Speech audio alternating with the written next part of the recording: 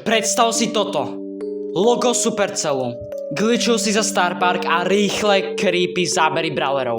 Supercell tvrdí, že Brawl Stars je len obyčajná hra. Ale čo ak nám klamú? Čo ak celý čas tajne skrývajú skutočný príbeh Star Parku? A čím viac fanúšikovia pátrajú, tým desivejšie to celé vyzerá. Poďme na to. Na prvý pohľad vyzerá Star Park ako normálny zábavný park. Farebné atrakcie, hudba a šťastní návštevníci. Ale potom si začneš všímať zvláštne veci.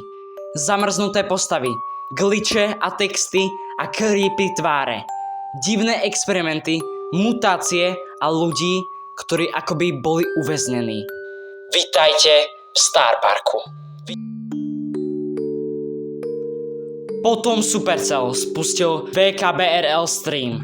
24-hodinové vysielanie plné glitchov, tajných zvukov a zvláštnych správ. Titulky zo streamu a blikajúce nápisy. Niektorí si mysleli, že je to len marketing, ale fanúšikovia objavili skryté odkazy.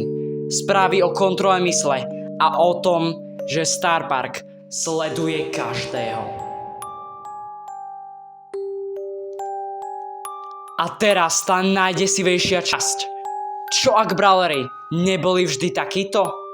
Mnohí veria, že kedysi boli normálni ľudia, ale experimenty Star Parku ich zmenili.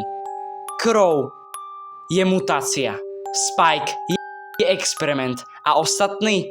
Možno obete niečoho ešte väčšieho. A možno je najdivnejšie, že Supercell stále pridáva nové skryté odkazy. Easter eggy, map glitche a creepy audia.